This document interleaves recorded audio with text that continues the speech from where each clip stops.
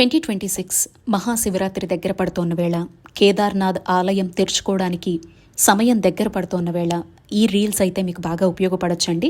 నా ఎక్స్పీరియన్స్ అంతా కూడా చార్ధామ్కి సంబంధించి మీతో షేర్ చేస్తూ ఉన్నాను.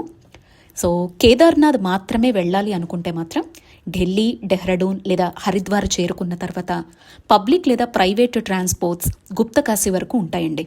సో గుప్తకాశీ నుంచి సోన్ ప్రయాగ్ అనేటువంటి ప్లేస్కి చేరుకోవాల్సి ఉంటుంది. ఇక్కడ వరకు చేరుకోవడానికి మార్గమధ్యంలో హోటల్స్, స్టేయింగ్ అందుబాటులో ఉంటుంది.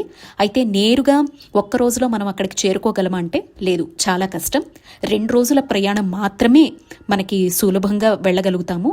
సుమారుగా కేదార్నాథ్ దగ్గర సోన్ ప్రయాగ్ లేదా గుప్తకాశీకి రావాలంటే పబ్లిక్ ట్రాన్స్పోర్ట్ రోజుకు ఒకసారి మాత్రమే ఉంటుందండి. ప్రైవేట్ ట్రాన్స్పోర్ట్ అయితే 5,000 వరకు ఖర్చు చేస్తే ఎలా అయినా మనం చేర్చుకోవచ్చు. ఇక bikes, private cars, buses, public buses, vans ఇలా ఎలా అయినా కూడా మనం గుప్తకాశీ వరకు వెళ్ళొచ్చు. కేదార్నాథ్కి నియర్ బై మనం చేరుకున్న తర్వాత కేదార్నాథ్ ట్రెక్కింగ్ స్టార్ట్ అయ్యేది మాత్రము గౌరీకుండ దగ్గర నుంచి. అక్కడి నుంచి కేదార్నాథ్ టెంపుల్కి వెళ్ళటానికి 3,583 మీటర్లు మనం పైకి వెళ్లాల్సి ఉంటుందంటే సుమారుగా 11,000 అడుగులు ప్రయాణం అనమాట. సోన్ ప్రయాగ్ దగ్గర మన వెహికల్స్ ఆగిపోతాయండి. అక్కడి నుంచి సుమారు 30 కిలోమీటర్స్ ట్రెక్కింగ్ చేసి పైకి వెళ్లాల్సి ఉంటుంది.